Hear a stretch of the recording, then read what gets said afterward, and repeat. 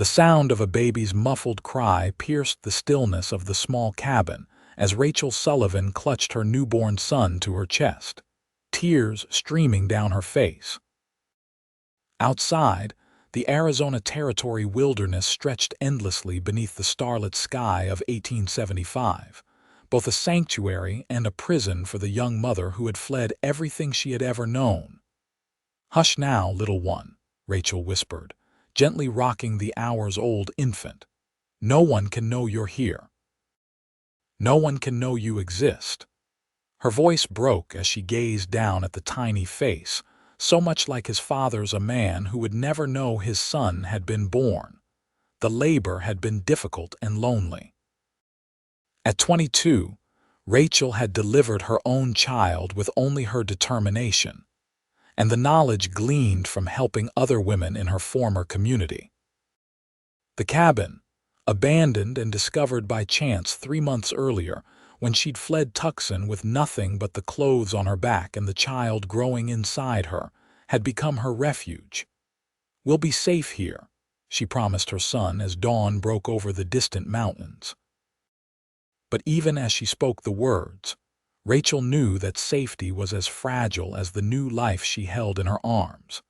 6 miles away in the growing settlement of Springerville, Xavier Rodgers adjusted his hat against the rising Arizona sun. At 27, he had already lived several lifetimes' worth of experiences. The Civil War had taken his youth, cattle driving had hardened him, and 2 years of relative peace as Springerville's deputy had almost convinced him that settling down wasn't a bad notion after all. The morning air carried the familiar sense of dust, livestock, and wood smoke as Xavier made his rounds, nodding to shopkeepers opening their establishments and tipping his hat to the ladies heading to the general store. Springerville was growing steadily, positioned as it was on an important route through the territory. The town had sprouted a hotel, 3 saloons, a bank, and even a small schoolhouse in recent years. "Morning, deputy," called Henry Simmons from the doorway of his barber shop.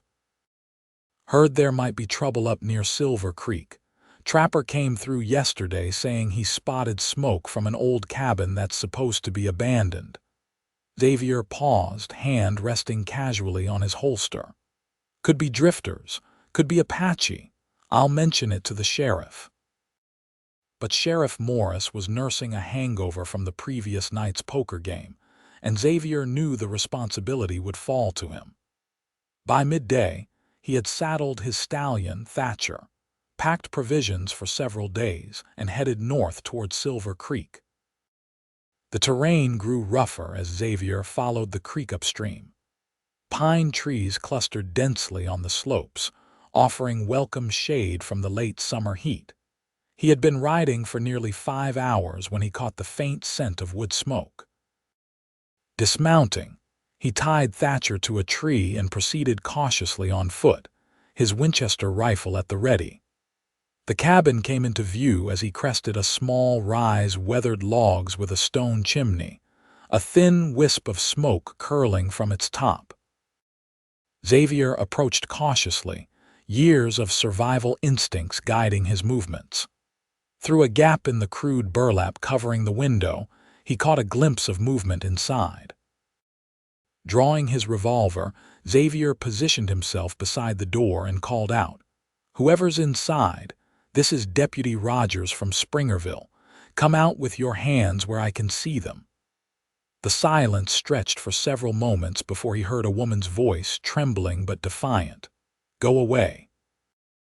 I've done nothing wrong. Madam, I need to see who's occupying this cabin. Please step outside." "I can't." Something in her tone gave Xavier pause. It wasn't just fear, there was desperation there. "Madam, I'm not here to cause trouble, but I need to know who's on this land." After another long moment, the door creaked open, just enough for Xavier to see a young woman with exhaustion etched across her face.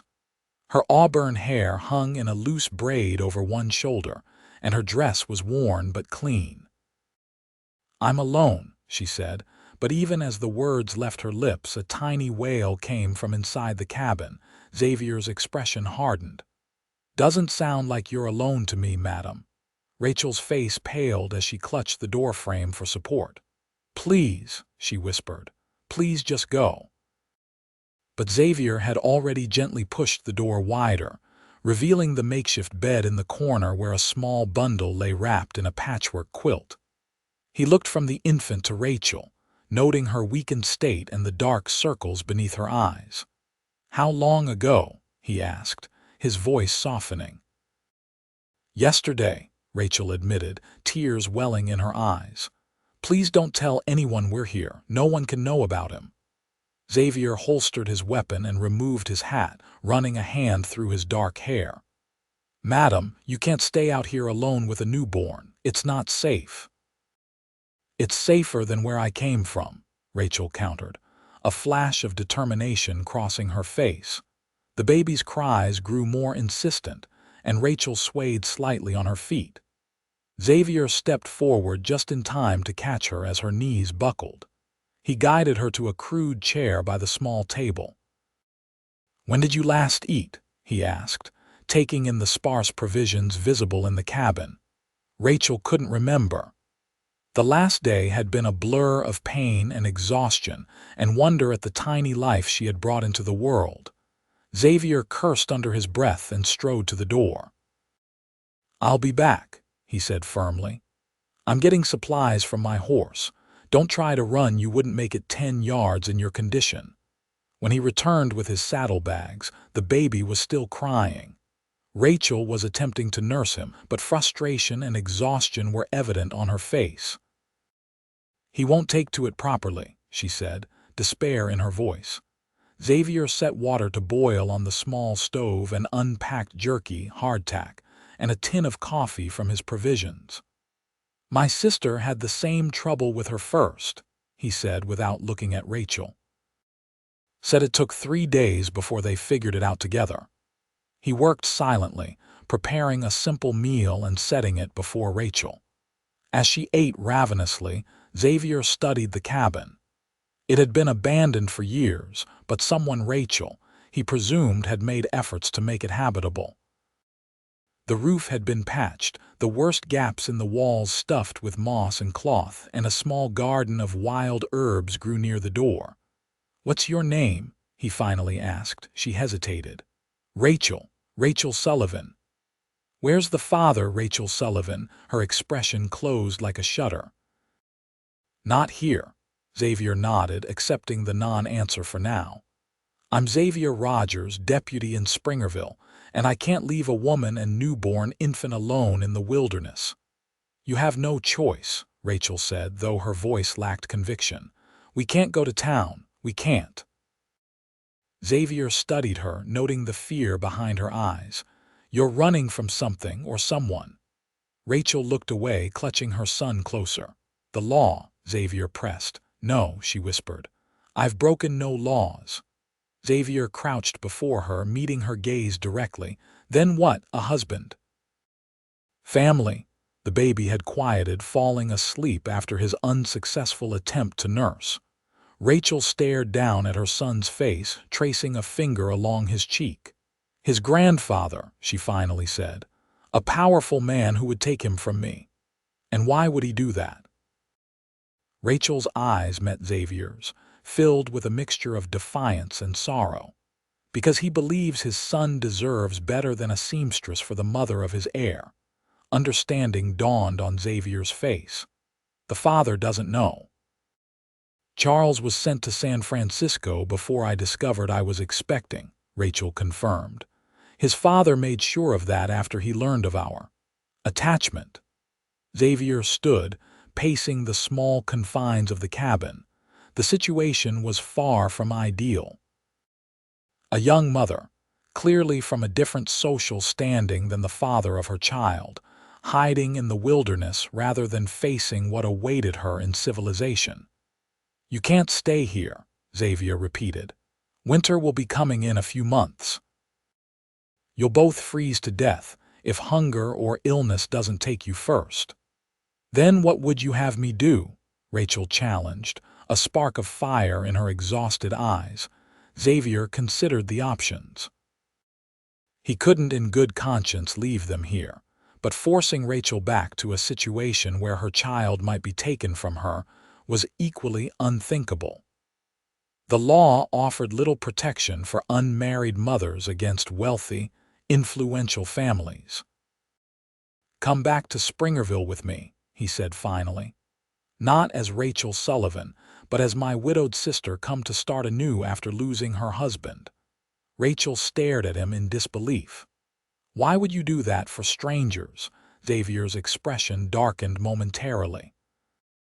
"Because I've seen what happens to women with no protection in this territory. And I've sworn to uphold the law, but sometimes the law isn't enough for true justice." Rachel looked down at her sleeping son, considering the deputy's offer. "And when people question why you never mentioned a sister before—" "I've only been in Springerville 2 years," Xavier replied. "My past is my own, and folks respect that. They'll accept what I tell them. And when they see him," Rachel nodded toward her son, "he doesn't favor me much." Xavier studied the infant's features: a straight nose, a determined little chin. "He could pass for my kin easily enough. We'll say he has his father's look." The offer hung between them, a lifeline Rachel hadn't dared hope for. After a long moment, she nodded slowly. "If you're certain." "I am," Xavier confirmed, though part of him questioned his own sanity. "But if we're to do this, you need to trust me completely, and I need the whole truth from you." Rachel nodded again, more firmly this time. "Ask what you need to know. First, the baby's name." Rachel looked down at her son. I wanted to call him James after my father." "James it is, then, and the father's family name?" "Whitcomb," Rachel answered, tension evident in her voice. "Charles Whitcomb." Xavier let out a low whistle. "The banking Whitcombs." "With holdings throughout the territory." Rachel nodded miserably. "Edward Whitcomb would never allow his only son's child to be raised by someone like me. When he discovered Charles and I had been meeting secretly, he sent Charles away immediately and had me dismissed from my position in their household." "You were in their employ." "I was their seamstress," Rachel explained. "I made Mrs. Whitcomb's gowns and mended the household linens. Charles and it wasn't planned, but we loved each other." Her voice broke on the last words. Xavier absorbed this information, understanding better why Rachel had fled so far. Edward Whitcomb's influence extended throughout the territory, and his reputation for ruthlessness in business was well known. "We'll leave at first light," Xavier decided. "Can you ride?" "Yes, though not well in my current state." "You'll ride with me then. We'll fashion a sling for James." Xavier moved toward the door. "I need to check on my horse and secure the perimeter before nightfall. Rest while you can." As darkness fell, Rachel watched Xavier move efficiently around the cabin, reinforcing the door and checking the small stove to ensure it would maintain heat through the night. His presence brought a strange comfort. She hadn't expected not just the security of having someone capable nearby, but something more elemental. For the first time since discovering her pregnancy, Rachel didn't feel entirely alone. "Why are you really helping us?" she asked as Xavier spread his bedroll near the door, positioning himself between them and any potential threat. Xavier was silent for so long that Rachel thought he might not answer. Finally, he spoke quietly into the darkness. "During the war, I watched a young mother beg soldiers from both sides to spare her and her infant. Neither side listened." He paused. "I was too young, too afraid to intervene. I've carried that with me ever since."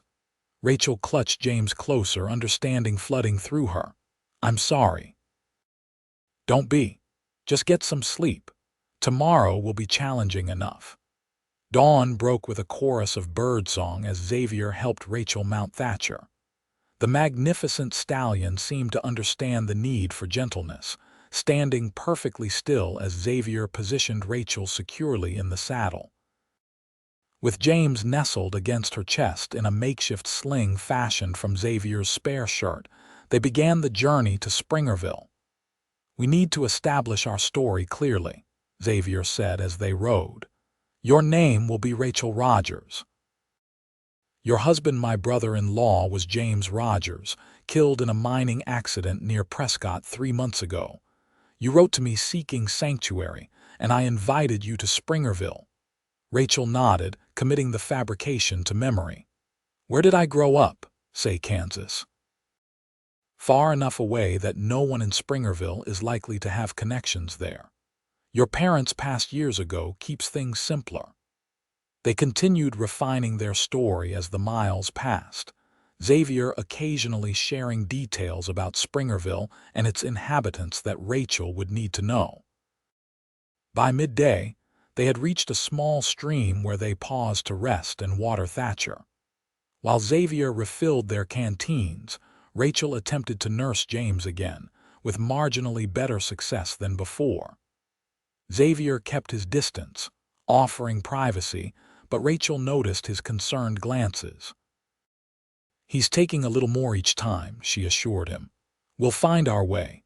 Xavier nodded, relief evident in his expression. "We're about 3 hours from town.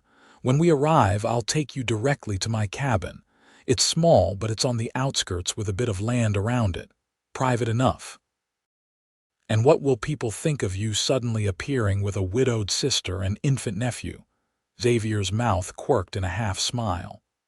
"They'll gossip for a week, then something more interesting will happen. Springerville isn't lacking for drama." As they continued their journey, Rachel found herself studying Xavier's profile against the backdrop of endless sky.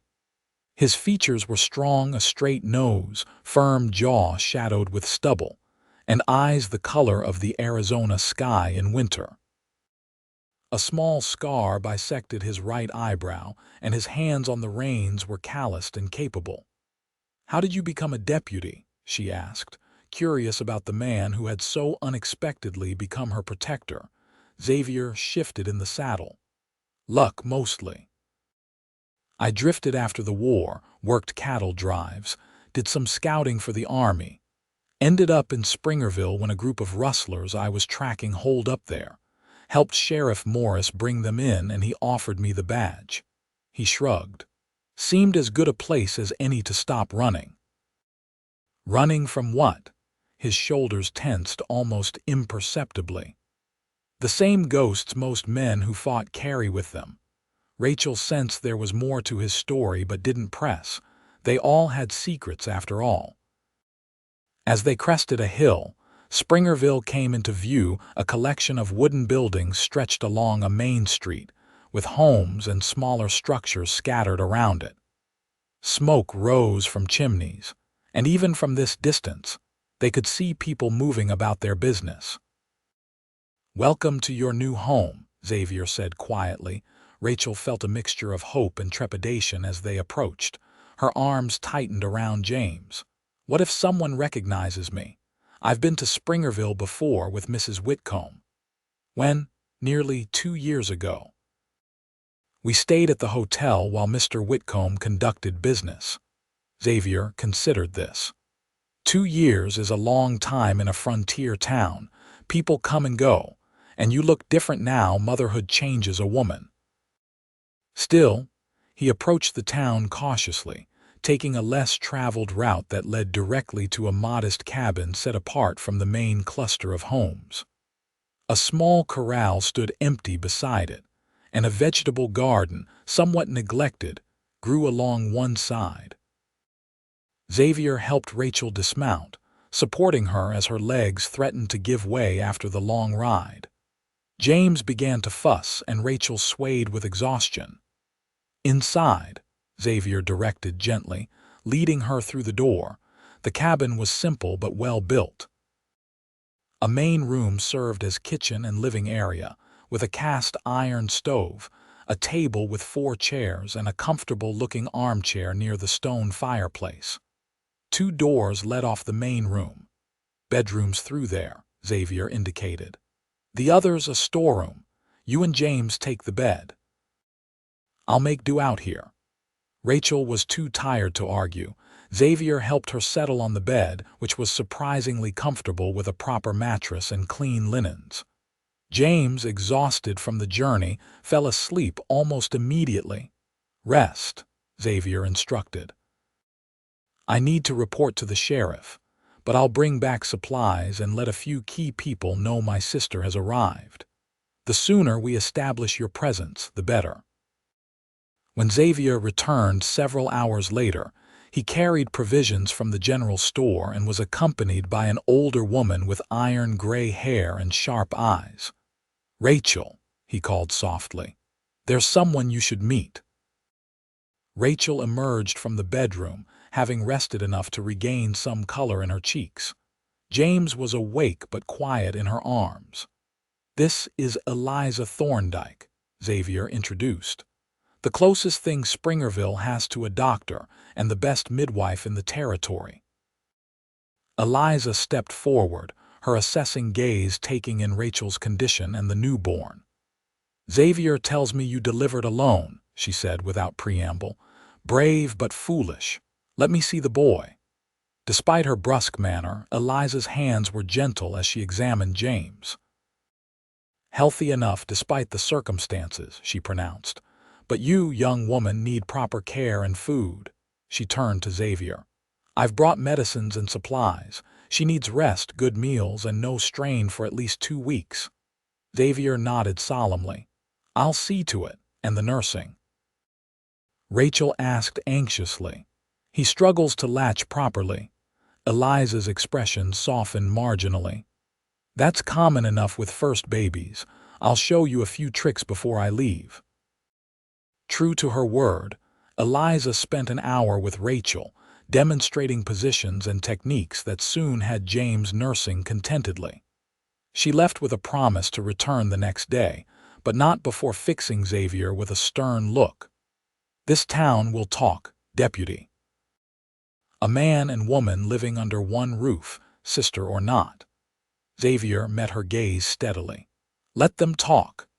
After Eliza departed, Xavier busied himself preparing a simple stew while Rachel fed James in the bedroom. When she emerged, the domestic scene before her, this strong, capable man stirring a pot on the stove in the cabin that was now supposedly her home, struck Rachel with its surreal quality. "Sheriff Morris has been informed of your arrival," Xavier said, as he ladled stew into bowls. "And I stopped by the church to speak with Reverend Holbrook. He'll announce your presence on Sunday and encourage the ladies of the congregation to call on you next week." Rachel sat at the table, balancing James in one arm. "You've thought of everything." "Not everything," Xavier admitted. "But enough to start. Eat, you need your strength."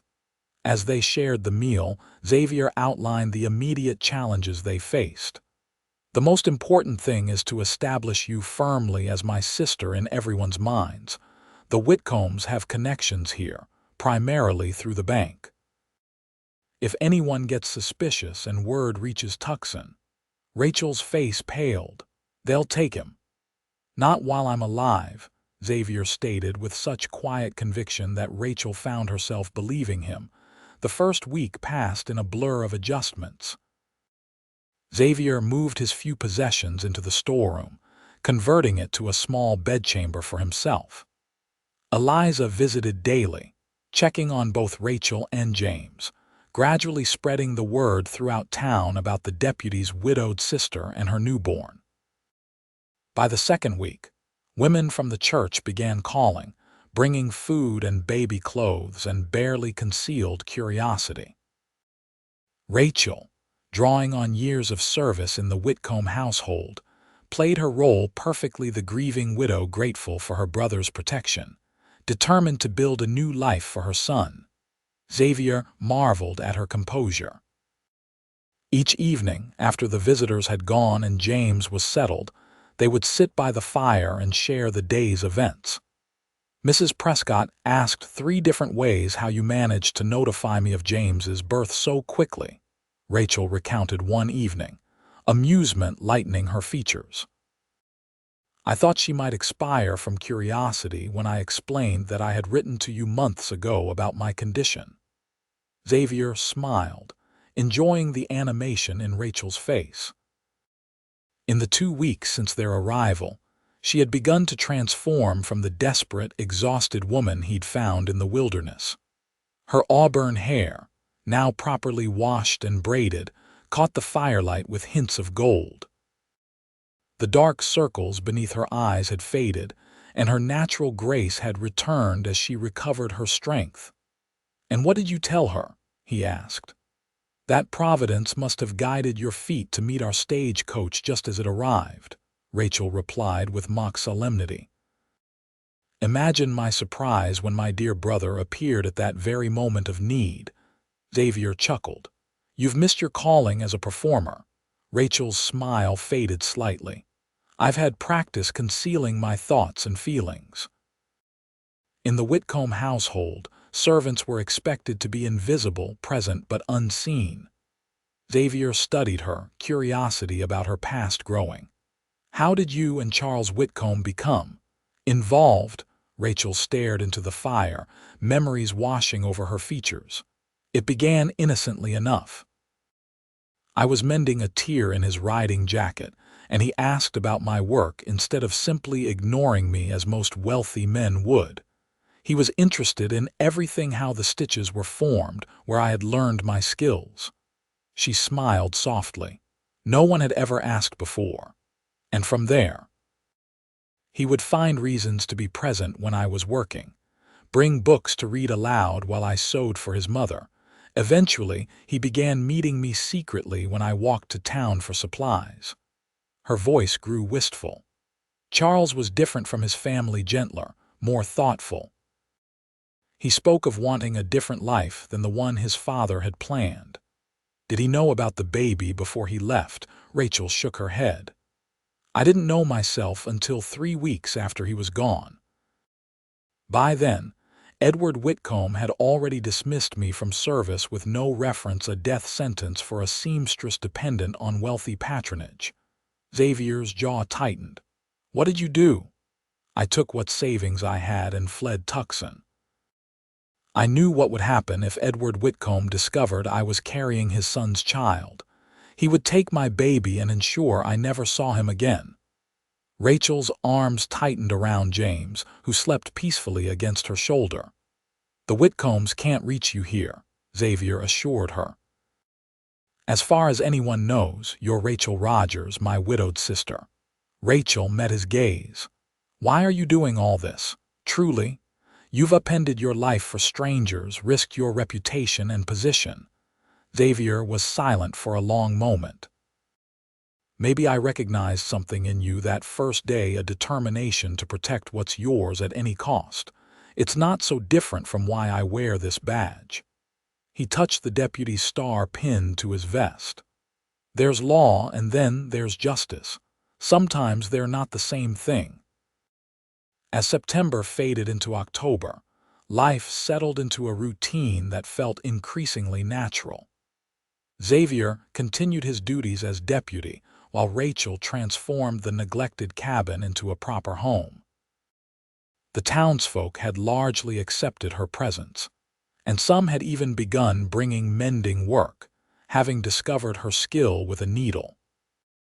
One evening, Xavier returned to find Rachel seated on the porch, James asleep in a cradle fashioned from a wooden apple crate that Xavier had lined with soft flannel. She was sewing by the last light of day, her nimble fingers working steadily. "Mrs. Abernathy's Sunday dress," she explained as Xavier settled into the chair beside her. "Apparently, her usual seamstress left for Denver last month, and she was desperate." Xavier nodded, enjoying the peaceful scene. "Word of your skills is spreading. Soon you'll have more work than you can handle." "I don't mind," Rachel said, her needle flashing in the fading light.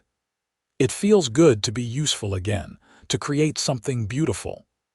Xavier watched her work, admiring the confidence in her movements and the contentment on her face.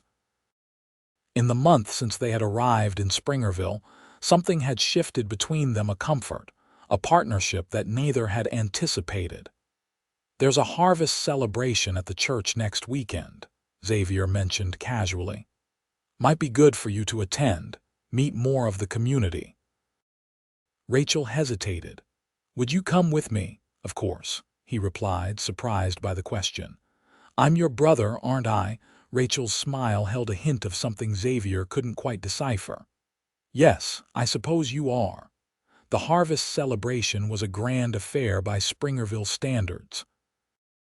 Tables groaned under the weight of food, and lanterns hung from trees in the churchyard, casting a warm glow over the gathering. Children raced between groups of adults, and a small band of local musicians played lively tunes. Rachel, wearing a dress she had remade from one of her old ones, carried James in his sling.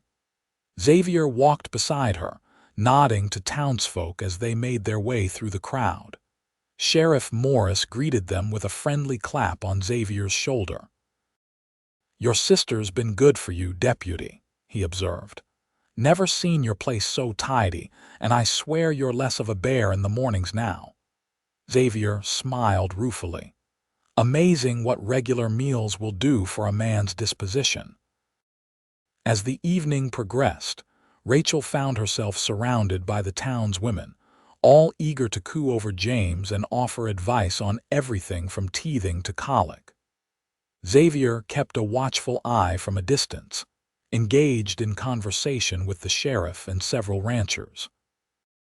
"Your brother is quite the catch," whispered Harriet Jenkins, the milliner's daughter.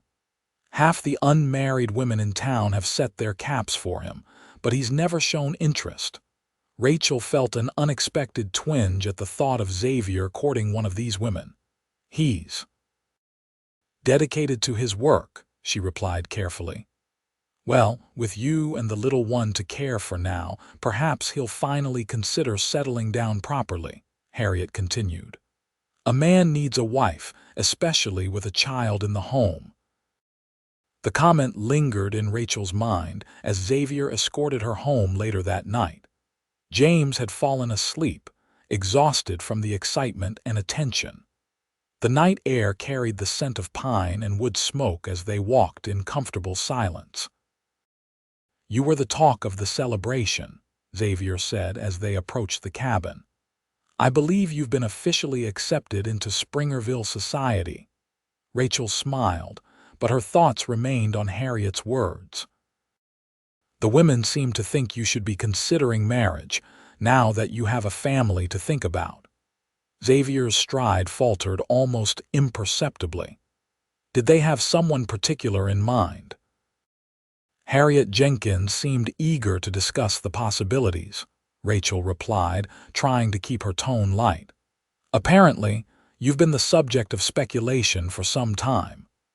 They reached the porch, and Xavier held the door for Rachel to enter.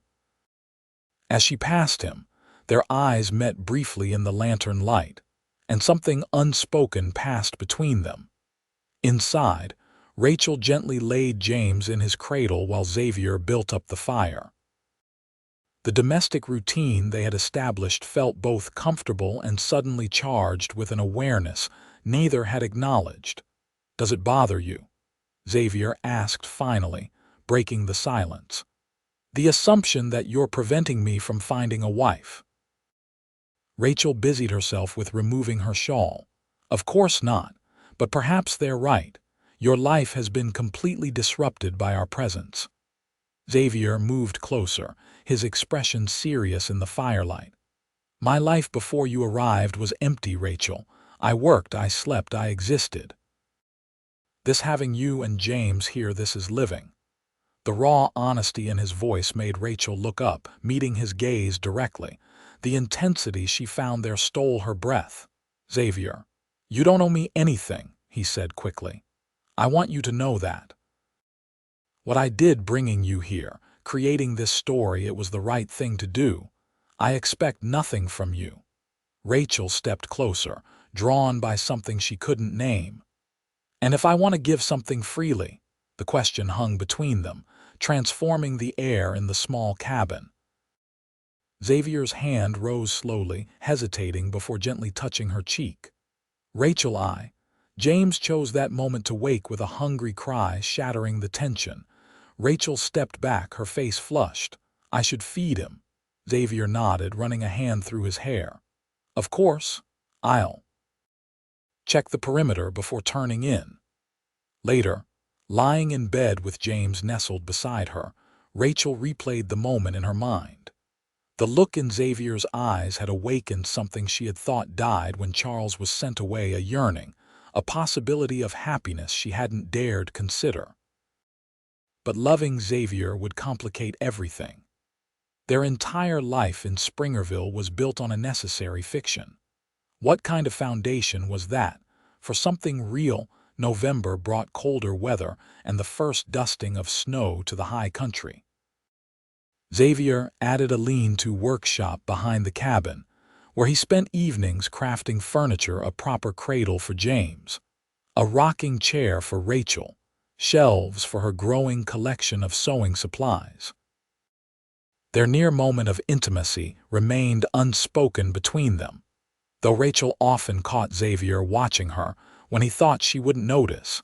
His expression, a mixture of longing and resignation that mirrored her own confused feelings. Life might have continued in this holding pattern indefinitely had fate not intervened in the form of a business trip that brought Edward Whitcomb himself to Springerville. The news came from Sheriff Morris one frigid morning in late November.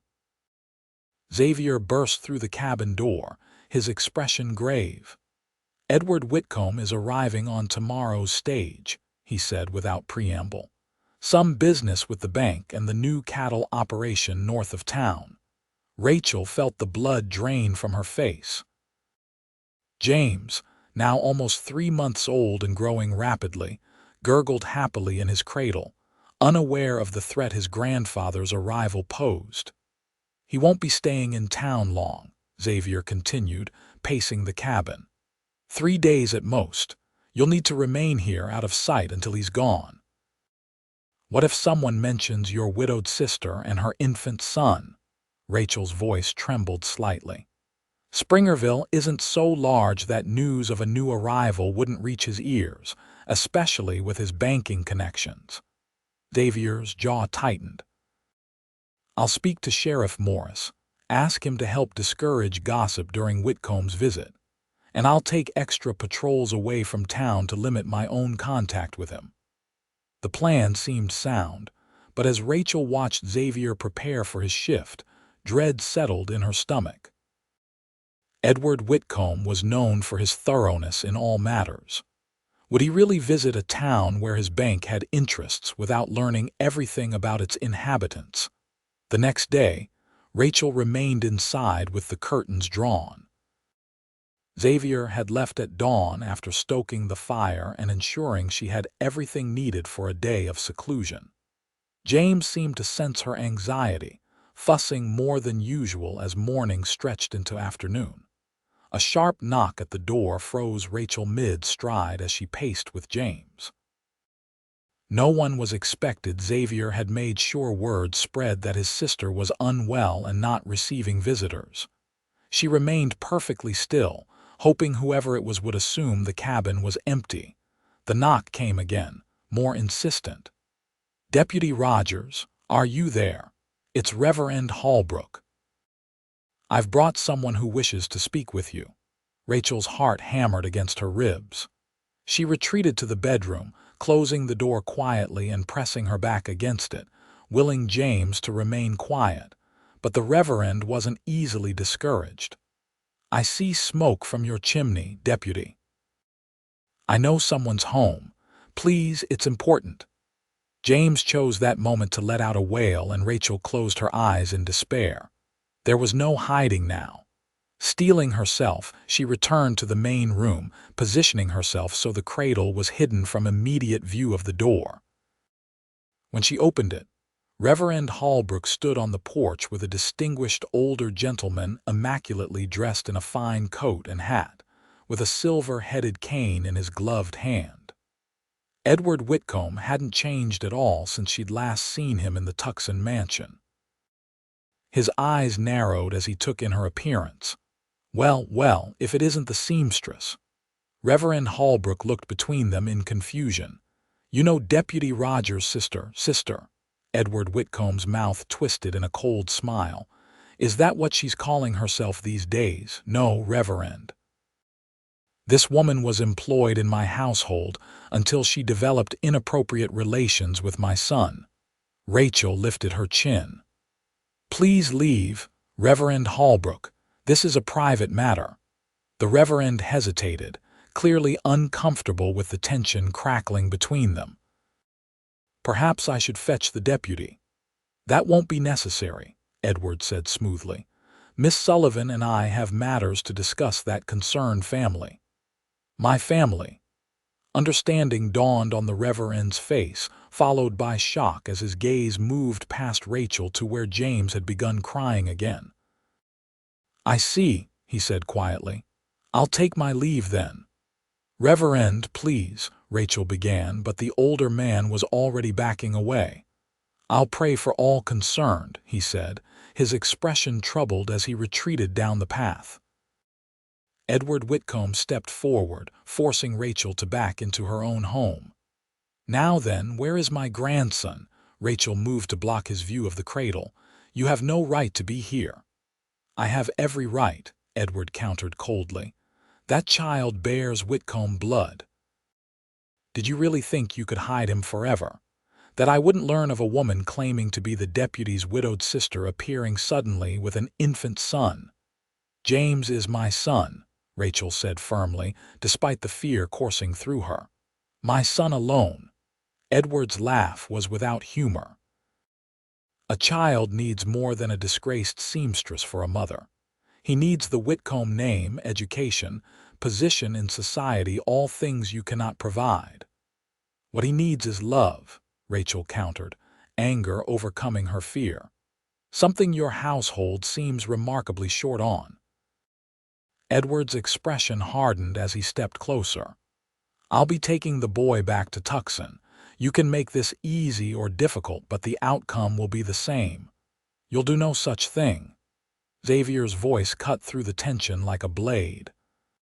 He stood in the doorway, his hand resting on his holstered revolver, eyes cold as he assessed the situation.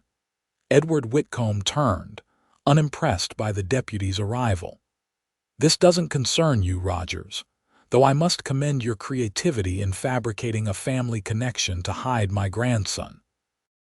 Step away from them, Xavier said quietly, his tone leaving no room for argument. Do you have any idea who I am? Edward demanded. One word from me to the territorial governor and your career as a lawman is finished. Xavier moved further into the cabin, positioning himself between Rachel and the banker. I know exactly who you are, a man who would separate a child from his mother out of pride and arrogance. Edward's face flushed with anger. That child is a Whitcomb. He belongs with his father's family. Does Charles know? Xavier asked suddenly. Does your son know he has a child, that you drove away the woman he loved when she was carrying his baby? Something flickered across Edward's face, uncertainty, perhaps, or guilt. Charles has responsibilities to the family name. He's currently negotiating a marriage alliance with the daughter of the largest banking family in San Francisco. This indiscretion would ruin everything. Indiscretion. Rachel's voice shook with emotion. James is not an indiscretion. He's a child, Charles's son, your grandson. Edward's gaze shifted to the cradle where James continued to fuss. For a moment, his expression softened as he caught a glimpse of the infant's features undeniably similar to his own son's. Xavier seized the moment of vulnerability. Mr. Whitcomb, taking that child from his mother will destroy 3 lives, James's, Rachel's, and eventually Charles's, when he learns what you've done. Is your family's reputation worth that price? Edward straightened, regaining his composure. The Whitcomb name has stood for generations. One woman will not be allowed to tarnish it. Then acknowledge them, Xavier countered. Bring them into the family properly.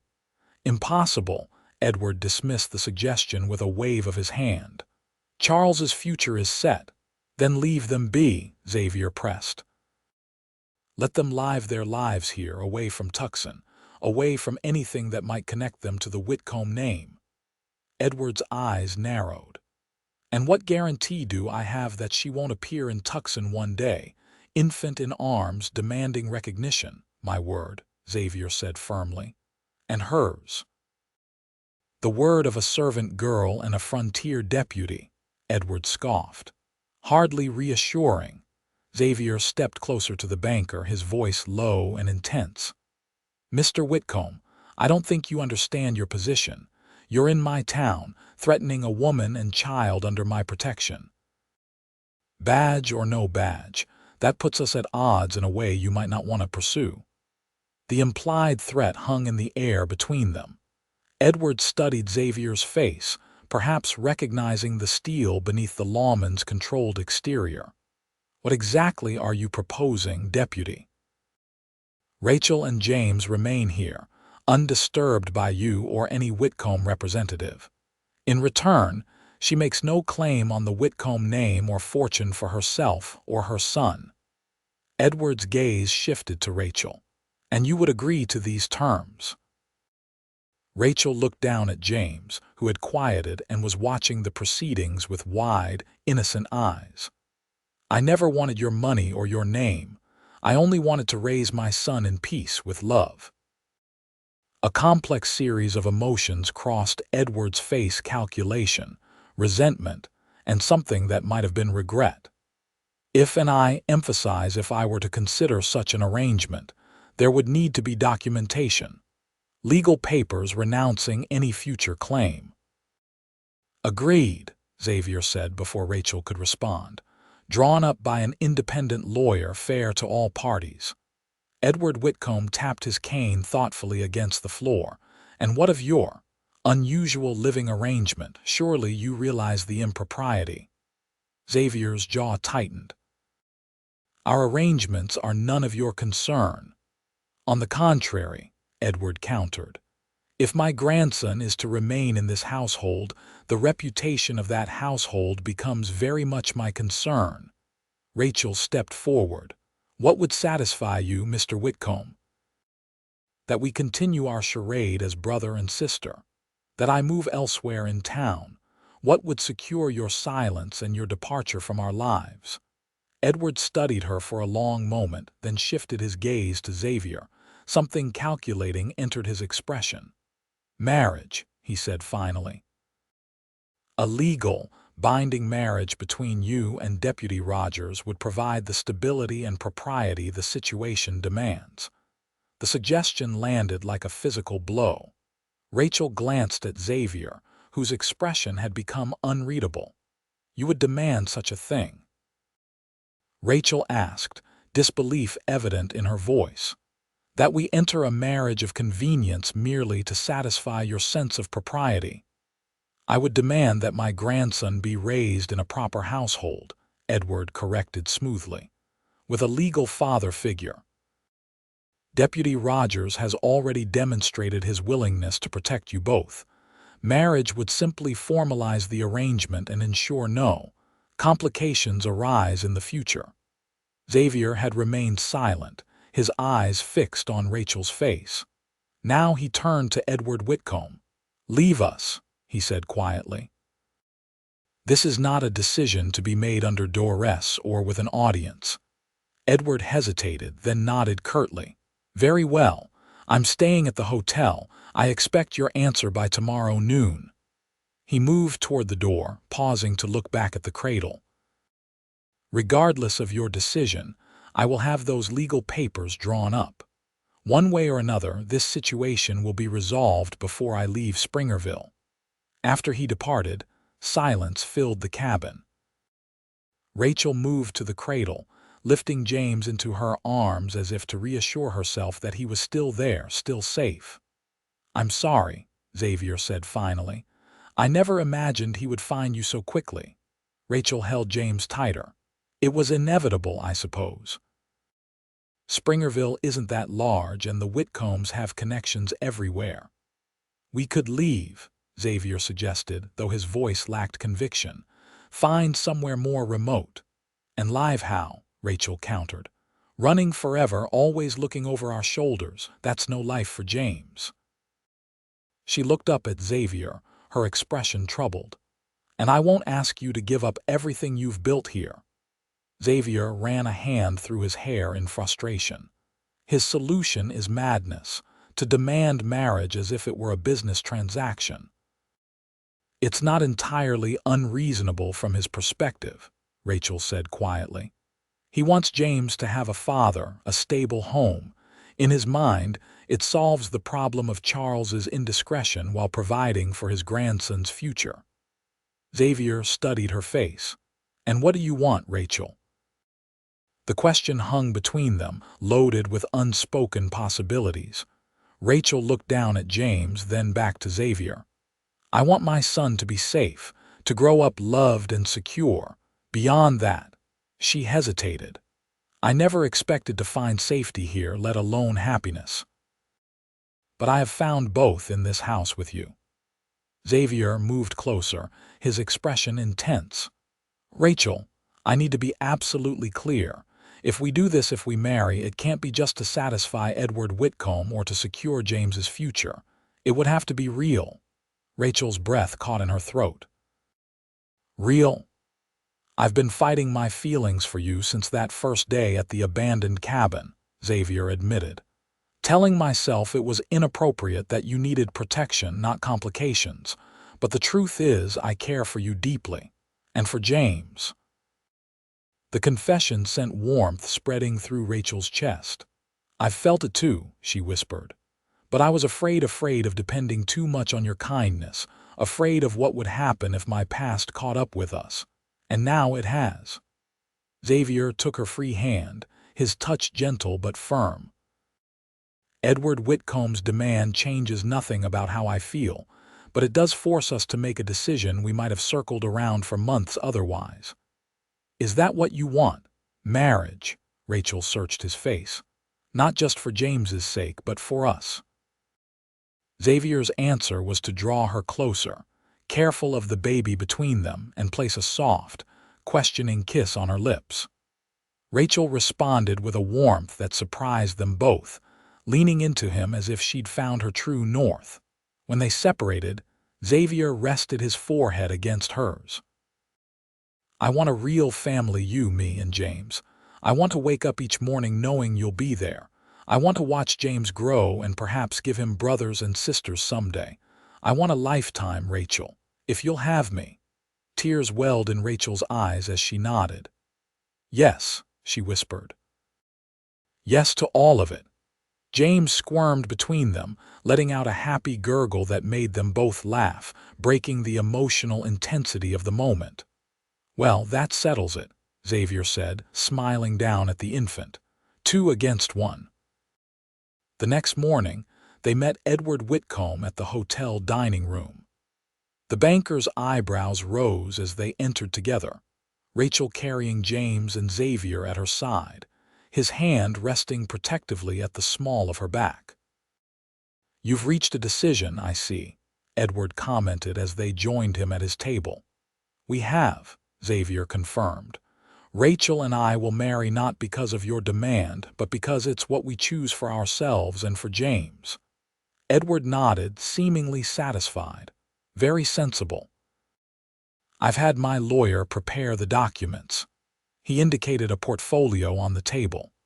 Once they're signed, this matter will be closed permanently. Rachel handed James to Xavier and opened the portfolio, reading carefully.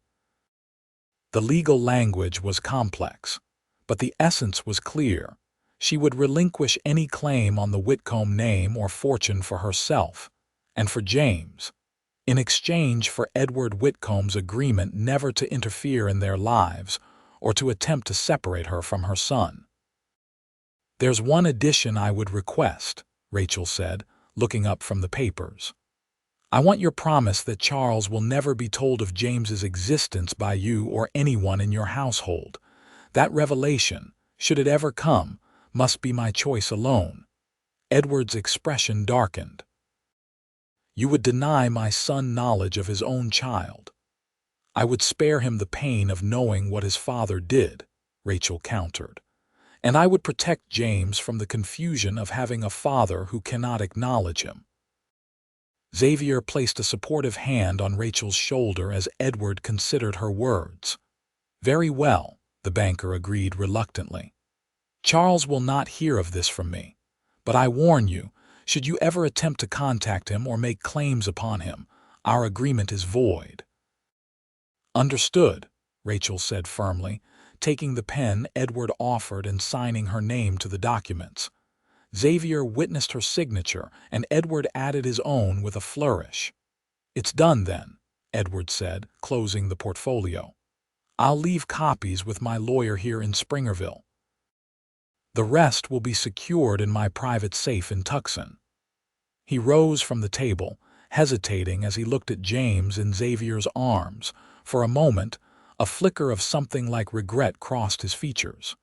He does favor Charles at that age, he said quietly. Then, collecting himself, he addressed Xavier. Take care of them, Deputy. Despite what you may think of me, I do wish my grandson a good life. He'll have one, Xavier promised. A life filled with love and honesty, values beyond price. Edward Whitcomb nodded stiffly, then turned and left without another word. Rachel let out a shaky breath. Is it really over? Just like that? Xavier shifted James in his arms, looking down at the peaceful face of the boy who would soon legally be his son. The threat is over, he confirmed. But for us, everything is just beginning. They were married 3 days later in a simple ceremony at the church. Reverend Holbrook, after a long, private conversation with Xavier, had agreed to perform the service. Eliza Thorndyke stood as witness for Rachel, and Sheriff Morris for Xavier. James watched the proceedings from Eliza's arms, occasionally adding his own cooing commentary. I now pronounce you man and wife, Reverend Holbrook concluded, smiling at the couple before him. Deputy Rodgers, you may kiss your bride. Xavier drew Rachel close, his eyes reflecting all the words that didn't need saying, and sealed their vows with a kiss that promised a lifetime of tomorrows. The small reception at their cabin afterward was a cheerful affair. The town, relieved that the mysterious tension surrounding the deputy's sister had resolved into something as normal and celebratory as a wedding, embraced the occasion wholeheartedly. Never seen two people more meant for each other, Sheriff Morris declared as he raised a toast. To Xavier and Rachel Rodgers, and to young James, the luckiest boy in the territory to have such parents. Later that evening, after the guests had departed, and James had been settled in his cradle in what was now officially the nursery corner of their bedroom, Xavier pulled Rachel close beside the fire. Mrs. Rodgers, he murmured against her hair, how does it feel to be properly married? Rachel smiled up at him, her heart full to bursting. Like coming home after a very long journey, she replied, like finding something I never knew I was searching for. Xavier's kiss was tender, a promise of the night to come. I swore I would protect you both, he said softly. But the truth is, you and James saved me as much as I saved you. You gave me a reason to build something lasting, something real. Rachel touched his face, tracing the lines at the corners of his eyes. When I fled Tucson, I thought I was running toward nothing but uncertainty. Instead, I found you. And now James will grow up knowing exactly who he is and how much he's loved, Xavier added. No more hiding, no more secrets. Rachel's expression grew thoughtful. One day, when he's old enough to understand, we'll tell him the whole truth. About Charles, about how we came to be a family. He deserves that. Yes, Xavier agreed. But that's a conversation for many years from now. Tonight is just for us. As he led her to their bedroom, Rachel reflected on the incredible journey that had brought her to this moment.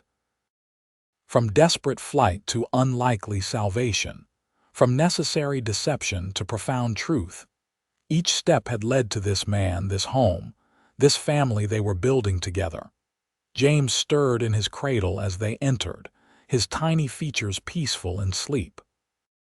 Xavier rested his hand gently on the baby's head. "Sleep well, son," he whispered. The words so simple, yet so powerful, brought tears to Rachel's eyes. In this quiet moment, the final piece of their family fell into place. Xavier wasn't just a protector or a husband. He was a father in every way that mattered. As he turned to her, Xavier's eyes held all the love and promise Rachel had ever hoped to find. "No more hiding," he said softly, drawing her into his arms. "Not from the world, not from each other. Whatever comes, we face it together." Rachel rose on tiptoe to meet his kiss, her heart overflowing with gratitude for the man who had changed everything. "Together," she agreed. "Always." Spring came early to Springerville in 1876. The snow melted from the surrounding hills. Wildflowers dotted the meadows, and the creek ran full and fast with snowmelt. In the Rodgers cabin, now expanded with a proper nursery and a larger kitchen, 8-month-old James took his first tentative steps, lurching from Rachel's outstretched hands to Xavier's waiting arms. "That's it, son." Xavier encouraged, his face alight with pride as James giggled and repeated the wobbly journey. "You'll be riding before we know it." Rachel laughed, watching the two most important people in her world. "Let's master walking before we put him on a horse, shall we?" Life had settled into a rhythm that felt both miraculous and ordinary. Xavier continued his duties as deputy, recently supplemented with carpentry work that had proven surprisingly lucrative. Rachel's seamstress business had flourished, with orders coming from as far away as Prescott for her finely crafted garments. And James, robust, curious, adored James, thrived in the center of their love, unaware of the tumultuous circumstances of his early days. His features increasingly favored Charles Whitcomb, but his spirit and determination were all his own. Xavier scooped James up and deposited him on his shoulders, making the boy shriek with delight. "I was thinking," he said casually to Rachel, "perhaps it's time we considered giving this young man a brother or sister." Rachel's hand stilled on the shirt she was mending. She and Xavier had discussed adding to their family someday, but the timing had remained undefined. "Are you ready for that?" she asked, studying her husband's face. Xavier set James down with a wooden toy horse, then moved to kneel beside Rachel's chair. "I've been ready since the day I married you," he said, taking her hands in his. "But only if you are. There's no rush." Rachel leaned forward to kiss him, her heart swelling with love for this man who had become everything to her: protector, partner, lover, father to her son. "I think James would make an excellent big brother," she said softly. "And I can't think of anything more wonderful than having another child with you." Xavier's smile was radiant as he pulled her into his arms. Outside, the Arizona sun bathed their little homestead in golden light, a promise of the bright future stretching before them, a future built on courage, sacrifice, and a love that had begun in desperate circumstances, but grown into something extraordinary. As James babbled happily with his toy, Xavier held Rachel close, whispering in her ear, "From the moment I found you in that cabin, I knew you would change my life. But I never imagined how complete you would make it." Rachel looked up at him, then over at their son. "No more hiding," she said softly, echoing the promise they had made on their wedding night. "Only love, only truth, only the family we've built together. And we'll continue building," Xavier added with a meaningful glance that made Rachel blush. In the golden afternoon light, They stood together, a family forged in adversity, strengthened by love, and blessed with the promise of all the years to come. For Rachel, who had once given birth in secret and fear, there could be no greater miracle than this. A home filled with light, a husband who cherished her, and a child who would grow up knowing nothing but love and belonging. James toddled over to them, arms raised in the universal request to be picked up. Xavier lifted him effortlessly, creating a circle of three that represented everything they had fought for and everything they had become. "Our son," Xavier said simply, looking from James to Rachel with pride and love illuminating his features. "Our son," Rachel echoed, her heart full to overflowing, "never hidden, always loved." And in that moment, surrounded by the family she had never dared hope for, Rachel knew that whatever challenges the future might hold, they would face them together, bound not by secrets or necessity, but by the most powerful force of all: a love freely chosen, freely given, and growing stronger with each passing day.